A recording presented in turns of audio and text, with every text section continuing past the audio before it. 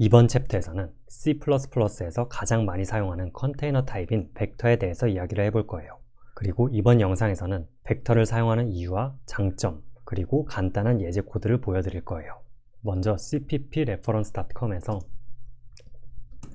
벡터를 검색을 해보시면은 연속적인 컨테이너인데 Dynamic Size Array를 인캡슐레이트를 시켰다고 이야기를 하고 있어요.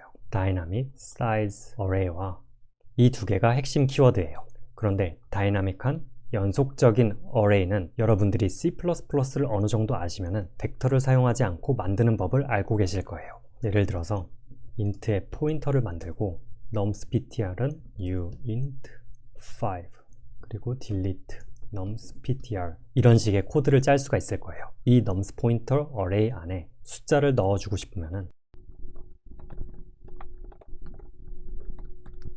이렇게 만들어줄 수 있죠. 이 왼쪽의 코드를 메모리 그림으로 나타내 보면은 위쪽이 스택이고 아래쪽을 힙이라고 가정을 해볼게요. nums ptr이라는 포인터가 스택 위에 만들어지고 5칸의 연속적인 메모리 공간이 만들어질 거예요. 0, 1, 2, 3, 4가 들어오게 되는 거죠. nums 포인터는 힙에 만들어진 연속적인 메모리 공간을 가리키는 거예요. 그런데 왼쪽과 같이 벡터의 도움을 받지 않은 다이나믹 어레이 같은 경우는 딜리트를 잊어버리게 되면 메모리 리기 일어날 수도 있고 제약이 있기 때문에 C++ 스탠다드 라이브러리에서는 이러한 다이나믹 어레이를 관리를 해주는 컨테이너를 제공을 해주는데 그것이 바로 벡터예요. 그러면 왼쪽의 코드를 벡터로 다시 한번 만들어 볼게요. 샵 include 벡터를 해주고 std vector int는 nums 5칸을 만들어 줄게요.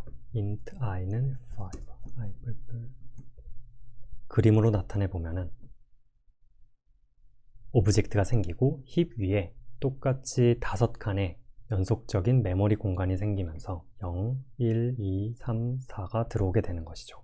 그리고 당연히 벡터 오브젝트 nums는 이 공간을 가리키게 되는 거예요. 여기서 벡터를 사용했을 때 가장 첫 번째로 오는 장점이 delete라는 키워드를 사용하지 않아도 스택에서 nums가 없어질 때 자동적으로 힙 위에 있는 메모리 공간이 리턴이 되면서 메모리 릭이 일어나지 않아요.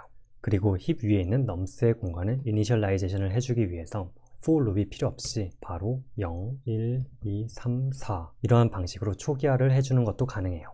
이번에는 벡터 오브젝트인 nums라고 바꿔줄게요. 바로 이어서 벡터에서만 할 수 있는 일들을 해볼게요. 출력을 위해서 IO스트림을 넣어주고 nums의 size라는 펑션을 콜을 해줄 수가 있어요. 바로 빌드를 하고 실행을 해보면 5가 나오죠. 즉 벡터의 사이즈는 현재 컨테이너가 가지고 있는 엘레멘트의 개수를 리턴을 해줘요. 그 다음에 nums inplace 100이라는 펑션을 통해서 5라는 숫자를 넣어줄 수가 있는데요. 벡터 어레이 안에 마지막 공간에 하나를 더 만들어주고 inplace 100으로 넘어온 엘레멘트를 삽입을 해주는 거예요. 당연히 전체 개수가 하나 더 늘어나겠죠. 바로 빌드를 하고 실행을 해보면 6으로 벡터의 사이즈가 하나가 더 늘어난 것을 볼 수 있어요. nums의 popMax을 콜을 해줄 수가 있는데요. 벡터 어레이의 마지막 공간을 없애주면서 다시 이러한 상태로 만들어내는 거죠. 벡터의 사이즈가 다시 하나가 줄어들 거예요. 실행을 해보면 다시 5가 된 것을 볼 수 있죠. 두 번째는 벡터를 이터레이트를 하는 방법에 대해서 설명해 볼게요.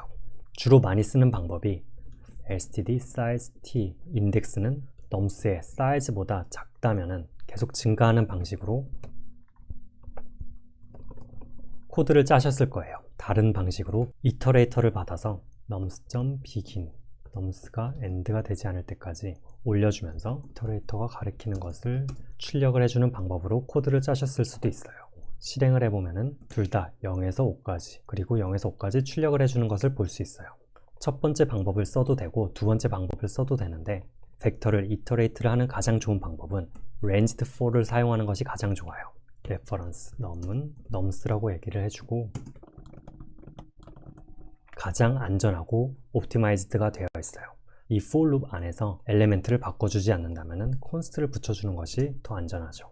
참고로 어셈블리를 확인해 보시면 이러한 방식과 이러한 방식은 완벽히 같아요. 마지막으로 지금까지 벡터 안에 우리는 int라는 프리미티브 타입을 넣었는데요. 이것 말고도 클래스를 따로 정의를 한다면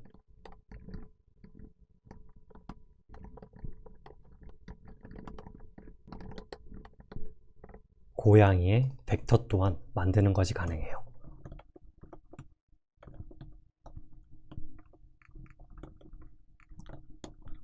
고양이를 여러 마리를 넣어주고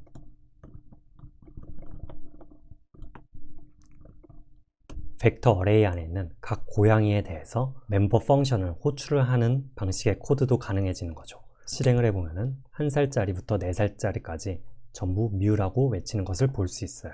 이렇게 해서 이번 시간은 C++에서 가장 많이 사용되는 컨테이너인 벡터의 인트로덕션에 대해서 이야기를 하였고요. 기본적으로 프로세스에 메모리 맵이 그려지면 스택 위에 벡터 오브젝트가 생성이 되고 힙 위에 생성이 되는 연속적인 메모리 공간을 가리킨다라고 이야기를 하였어요. 그리고 벡터에서 사이즈 펑션과 인플레이스백, 팝백에 대해서 이야기를 하였어요. 또한 벡터 오브젝트에는 프리미티브 타입뿐만이 아니라 고양이와 같은 오브젝트들도 들어갈 수 있다라고 이야기를 하였어요. 당연히 이때는 오브젝트의 내용물은 힙 안에 들어있게 되고 이 오브젝트에서 직접적으로 펑션 콜을 하는 것도 가능하다라고 코드로 보여드렸어요. 그래서 이번 시간에는 벡터에 대해서 아주 간단하게 알아보았는데요. 다음 영상은 매우 중요하니까 꼭 보시길 바래요. 그럼 여기서 마무리를 할게요.